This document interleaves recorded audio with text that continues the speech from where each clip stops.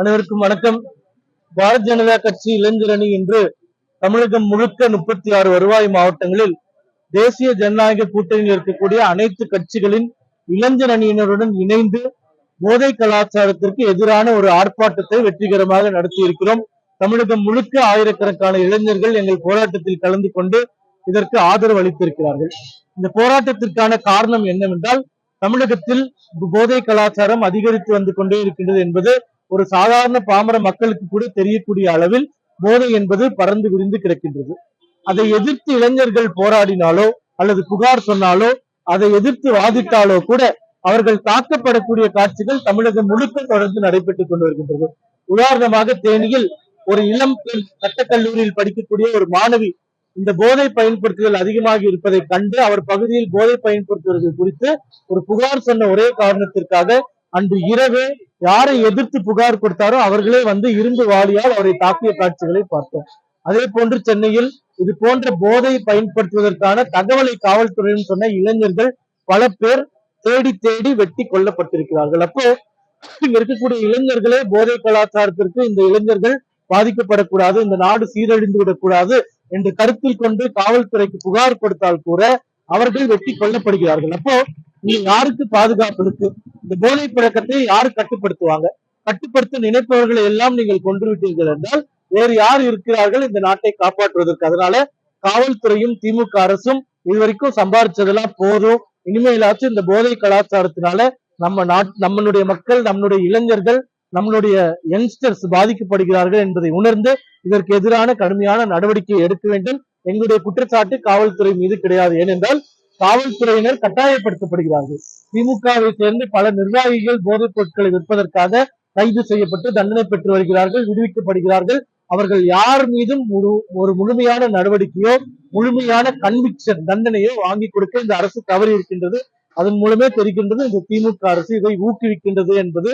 இதற்கு தடுப்பதற்கு என்ன வழி வச்சிருக்கீங்கன்னு கேட்டா, குஜராத்ல இருந்து வரதுனால கஞ்சா விற்குது அப்படின்னு புதுசா ஒரு கதையை விடுறாங்க. அதாவது குஜராத்ல இருந்து இங்க வந்து கஞ்சாவை விற்க முடியாது. ஏனென்றால் கஞ்சா என்பது உள்ளுக்குள்ளேயே விளைவிக்கக்கூடிய ஒரு பொருள். குஜராத்ல இருந்து கஞ்சா இங்க கொண்டு வரணும்னா டிரான்ஸ்போர்டேஷனுக்கு ஆகக்கூடிய காசு இங்க வித்தா அவங்களுக்கு கிடைக்காது, அதுல எந்த லாபமும் கிடையாது. தமிழகத்தில் பிடிபடக்கூடிய வழக்குகள்ல 95% வழக்குகள் கஞ்சா வழக்குகள். கஞ்சா என்பது உள்ளூர்லயே உற்பத்தி செய்யக்கூடிய ஒரு விஷயம். 200 கிலோமீட்டருக்கு மேல நீங்க கஞ்சா உற்பத்தி செஞ்சு கொண்டு போய் விற்றீங்கன்னா அதனால ₹1 கூட லாபம் இல்லை. அப்போ 95% வழக்குகள் இங்கே பதியப்படுவது, இங்கே பிடிக்கப்படுவது, இது எல்லாமே இங்க இருக்கக்கூடிய கஞ்சா விளைவிப்பதனால்தான். அதை தடுப்பதற்கு திமுக அரசு தவறிவிட்டது.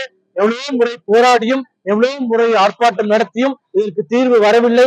வரக்கூடிய தேர்தலில் இளைஞர்கள் எல்லாம் ஒன்று சேர்ந்து திமுக அரசை வீட்டிற்கு அனுப்புவார்கள். அதிமுக தலைமையிலான ஆட்சி இங்கே வந்தவுடன் இளைஞர்களுக்கான விடுவு காலம் பிறக்கும் என்பதை மக்களிடம் தெரிவிப்பதற்காக தான் இந்த ஆர்ப்பாட்டமானது இன்று தமிழகம் முழுக்க 34 இடங்களில் நடைபெற்றது. மிக வெற்றிகரமாக நடைபெற்றிருக்கின்றது. கூட்டணியில் இருக்கக்கூடிய அனைத்து கட்சிகளும் அந்த தலைவர்களும் இளைஞர்களும் ஒன்று சேர வந்து கலந்து கொண்டு இந்த போராட்டத்திற்கு ஆதரவு தெரிவித்திருக்கிறார்கள். இதன் மூலம் இளைஞர்கள் புரிந்து கொள்ள வேண்டும், அவர்கள் மீது அக்கறை உள்ளவர்கள் தேசிய ஜனநாயக கூட்டணி இருக்கக்கூடிய கட்சியினரே. ஆகையால் அவர்கள் நிச்சயமாக எங்களுக்கு ஆதரவு அளித்து ஆட்சி கட்டிலில் அமர வைப்பார்கள் என்று நம்புகிறோம். சுகாதாரத்துறை அமைச்சர் வந்து ஜீரோ கஞ்சான்றாரு. முதலமைச்சர் சட்டமன்றத்திலே போதை கலாச்சாரம்னு ஒண்ணு இல்லவே இல்லை அப்படின்றாரு.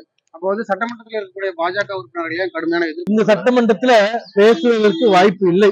இன்னைக்கு தகவல் வந்திருக்கு, திமுக தேர்தல் அறிக்கையில ஒவ்வொரு ஆண்டுக்கும் 100 நாட்கள் சட்டசபை நடக்கும் அப்படின்னு வாக்குறுதி கொடுத்தாங்க. ஆனா இந்த 5 ஆண்டுகள் சேர்த்துமே 200 நாட்கள் கூட சட்டசபை நடக்கல. அப்போ சட்டசபையில முழுக்க நடப்பது எல்லாமே லைவ் டெலிகாஸ்ட் பண்ணுவோம்னு சொன்னாங்க. இது வரைக்கும் அது நடக்கல. பாஜகவினர் குரல் எழுப்பினாலும் பேசினாலும் கூட அந்த காணொலி கூட எங்களுக்கு கிடைப்பதில்லை. எங்க 4 சட்டமன்ற உறுப்பினர்கள் 5 ஆண்டுகள்ல சட்டசபையில பேசியதற்கான எந்த காணொலியும் எங்களுக்கு வழங்கப்படுவது இல்லை. அவர்களுக்கு எது வேணுமோ அதை மட்டுமே காண்பித்துக் கொள்கிறார்கள் மக்களிடம். நிச்சயமாக எங்கள் ஆட்சி வந்தவுடனே ஜனநாயக பூர்வமாக சட்டமன்றத்தில் நடத்தக்கூடிய அனைத்து நிகழ்வுகளும் நேரலையில் மக்களுக்காக ஒளிபரப்பப்படும். அப்பதான் மக்கள் புரிஞ்சுக்குவாங்க அவர்களுக்காக சட்டசபையில் யார் குரல் கொடுக்கிறார்கள். போதை குறித்து தனிநபர்கள் ஒரு குற்றச்சாட்டை முன்வைக்கும்போது தாக்கப்படுறாங்க. இப்ப பாஜகவோ அதிமுகவோ எதிர்கட்சியா அதை பொறுப்பா செயல்படாம போயிட்டு, ஏன்னா நீங்க முன்னெடுக்கும் பொழுது அது உங்களை திருப்பி தாக்கக்கூடிய வாய்ப்புகள் குறைவு. அதெல்லாம் இல்லவே இல்லை. அவர்கள் மிக மிக கொடூரமானவர்கள். அதிமுகவை சேர்ந்தவர்கள் கூட பல பேர் தாக்கப்பட்டு கொல்லப்பட்டிருக்கிறது நம்ம பாக்குறோம். அவர்களுக்கு தேவை பணம் மட்டும்தான், கட்சி யாரு அதெல்லாம் அவர்களுக்கு அக்கறை இல்லை. இதே போன்று போதைப் பொருளால பலர் பாதிக்கப்பட்டிருக்கிறார்கள். சென்னையில கூட எங்க நிர்வாகிகளை சமீபத்துல கூட போதைப் பொருள் பயன்படுத்தியவர்கள் தாக்கும்போது நாங்க எதிராக கண்டனம் தெரிவித்து காவல்துறைக்கு சென்று வழக்கு பதிய வைத்து அனைத்து முயற்சிகளும் எடுத்துக்கொண்டுதான் வருகிறோம். ஆனால் அரசாங்கமே இதை ஊக்குவிக்கும் போது இந்த உலகத்தில் எந்த சக்தியாலும் அதை தடுக்க முடியாது, எதிர்த்து போராட முடியாது. அரசாங்கம் நியாயமாக நடந்து கொள்ள வேண்டும். நம்ம இளைஞர்களுடைய வருங்காலத்தை மனதில் வைத்து இது போன்ற தவறான செயல்களுக்கு அவர்கள் ஆதரவளிக்க கூடாது என்பதுதான் எங்களுடைய ஆட்சி எதிர்பார்ப்பு. மாற்றம் மட்டுமே இதுக்கு தீர்வா இருக்கும்னு நினைக்கிறீங்களா? நிச்சயமாக வேற எந்த தீர்வும் கிடையாது. ஏனென்றால் இங்க இருக்கக்கூடிய திமுக அரசாங்கம், திமுக அரசியல்வாதிகள் போதையினால் வரக்கூடிய வருமானத்தில் திளைத்து போயிருக்கிறார்கள். அதை இனிமே ஒழிப்பதற்கு அவர்கள் எந்த காலத்திலும் முயற்சி செய்ய போவதில்லை. இவர்களுடைய நெட்வொர்க்கை முடிக்கணும் என்றால் அதிமுக ஆட்சி வந்தால்தான் அது சாத்தியம் என்பதையும் மக்களுக்கு தெரிவித்து. இளைஞரணி தலைவர் பாரதிய ஜனதா கட்சி தமிழ்நாடு.